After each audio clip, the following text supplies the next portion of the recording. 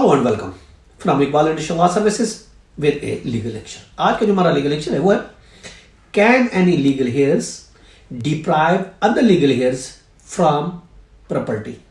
Can any legal hairs deprive other legal hairs from property. क्या एक कानूनी वारिस दूसरे कानूनी वारिस को प्रॉपर्टी से महरूम कर सकता है? जो अक्सर समटाइम देखा भी गया है कि एक प्रॉपर्टी थी, वो प्रॉपर्टी बाप के नाम थी, माँ के नाम थी, उसमें से कुछ legal hairs out of country थे और कुछ यहाँ मौजूद थे।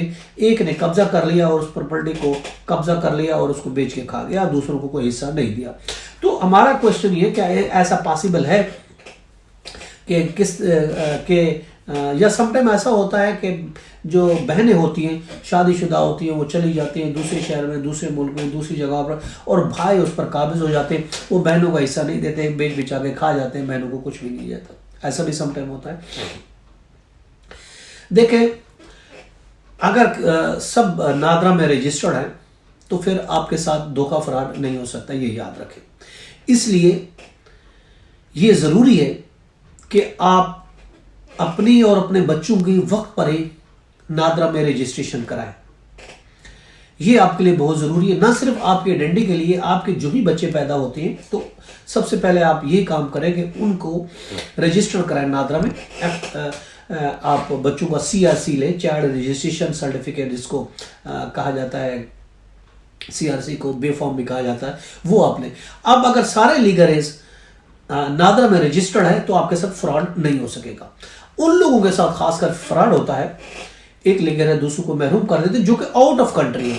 आउट ऑफ कंट्री होते हैं वो ज्यादातर शनाख्ती कार्ड नहीं बनाते, या ड्यू नेशनल होते हैं, या दूसरे मुल्क के उनके पास नेशनलिटी होती है, उनके नादरा में रजिस्ट्रेशन नहीं होती, तो उनके साथ ज्यादातर ये फ्रॉड बहुत ज्यादा हो सकते हैं और हो भी जाते हैं, देखा गया। लेकिन जो मौजूद है या जिनकी नादरा में रजिस्ट्रेशन है, जिनका अपडेट है, इसका CNAC है या फिर नईकॉप है, वो प्रॉपर अगर रजिस्टर्ड है, नादरा में रजिस्टर्ड है, तो फिर उस सूरत में उनके साथ बहुत ही कम किस्म का फ्रॉड हो सकता है, क्योंकि उनकी रजिस्ट्रेशन मौजूद है। और आजकल जो प्रॉपर्टी के लेटर ऑफ एडमिनिस्ट्रेशन सक्सेशन के लिए नादरा की जरूरत पड़ती है, और नादरा की रिक्वायरमेंट है कि FRC भी आप बनवाएं, FRC family registration certificate. Of course family registration certificate उनका बनेगा, सब अगर मौजूद हैं जो रजिस्टर्ड है नादरा में, तो ऑफ कोर्स फिर आप उसमें से किसी को भी कंसील नहीं कर सकते, चाहे आपकी भाई है, बहन है, चाहे पाकिस्तान में है या नहीं है, सबका एक लीगल मौजूद है, सबका एक हिस्सा बनेगा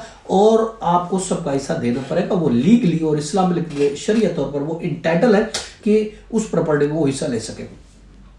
अब अगर आप कोर्ट में नादरा डिक्लाइन भी कर देते हैं, कोर्ट में भी आप लेटर ऑफ एडमिनिस्ट्रेशन के लिए जाते हैं, आप कोर्स डायरेक्ट तो आप प्रॉपर्टी बेच नहीं सकते। पहली बात तो ये, जैसे आपके बाप की माँ की प्रॉपर्टी डायरेक्ट तो आप बेच नहीं सकते, आप उसकी लेटर ऑफ एडमिनिस्ट्रेशन आपको लेना होगा। अगर नादरा में जाते हैं तो नादरा FRC कॉल करती है, खुद नादरा में बैठे पूरा रिकॉर्ड चेक करते हैं। और अगर आप कोर्ट में भी जाते हैं, नादरा डिक्लाइन भी करते हैं, तो कोर्ट भी नादरा से फैमिली ट्री मंगवाती है, नादरा से वेरीफाई करती है कि ये डिसीज के कौन कौन से और लीगल कौन से बच्चे को पूरी डिटेल प्रोवाइड करे, तो नादरा उसकी डिटेल प्रोवाइड करता है। तो इस सूरत में बहुत ही कम चांसेस है, बल्कि ना होने के बराबर चांसेस है कि आपके साथ कोई धोखा या फ्रॉड हो, कि एक कानूनी वारिस दूसरी कानूनी वर्षा को प्रॉपर्टी का हिस्सा ना दे, डिप्राइव कर दे। खासकर लेडीज को डिप्राइव किया जाता है, उसके लिए तो एक क्रिमिनल एक्ट है, उसके लिए कानून, लेटेस्ट कानून भी बनाया गया है, एक क्रिमिनल एक्ट है। अगर आप अपनी किसी बहन को, यानी लेडीज को, खातून को वरासत से महरूम करते हैं तो ये क्रिमिनल एक्ट भी है और इस पर FIR भी दर्ज हो सकती है और सजा भी हो सकती है। उसकी कोई लिमिटेशन नहीं, जब उसको पता चलता है वो अपना हिस्सा ले सकती है।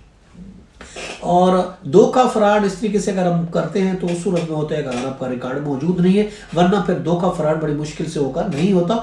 एक जो है वो लीगल है दूसरों को डिप्राइव नहीं कर सकता, उसको इसको हिस्सा देना पड़ेगा, एक प्रॉपर तरीका है, उसके मुताबिक जाता है। तो ऑफ कोर्स पूरी डिटेल जब आ जाती है तो वो उसको नहीं छुपा सकता, उसको हिस्सा देना पड़ता है। हाँ, उस सूरत में हो सकता है अगर आपकी प्रॉपर्टी लीज नहीं है, अगर आपकी प्रॉपर्टी का कोई रजिस्टर्ड डॉक्यूमेंट नहीं, यूं समझे अगर प्रॉपर्टी कच्ची आबादी में मौजूद है जिसका कोई वैलिड डॉक्यूमेंट नहीं है, तो वैलिड डॉक्यूमेंट नहीं है, उसका सिर्फ एक पोजीशन होता है, कब्जा होता है। अगर खाली कब्जा है तो उस सूरत में वो प्रॉपर्टी एक बहन भाई हिस्सा दूसरों को बेच के खा सकता है, क्योंकि उसका कोई डॉक्यूमेंट नहीं है, उसकी लेटर ऑफ एडमिनिस्ट्रेशन की जरूरत नहीं पड़ेगी। वो तो बस आपका कब्जा है, आपने किसी और को दिया, स्टम्प पेपर सेल एग्रीमेंट के बेच के आप चले जाते हैं। अगर इस तरीके का मैटर है तो भी आपके साथ धोखा हो सकता है, आपके साथ फ्रॉड हो सकता है। एक कानूनी जो लीगल है दूसरों को डिप्राइव कर सकता है, महरूम कर सकता है उसके हिस्से से, क्योंकि उसका कोई टाइटल डॉक्यूमेंट नहीं है। अगर टाइटल डॉक्यूमेंट नहीं है तो फिर उस सूरत में आपको बहुत ही एहतियात से काम लेना पड़ेगा, नजर रखनी पड़ेगी कहीं आपका लीगल आपकी प्रॉपर्टी आपका हिस्सा बेच के चला ना जाए।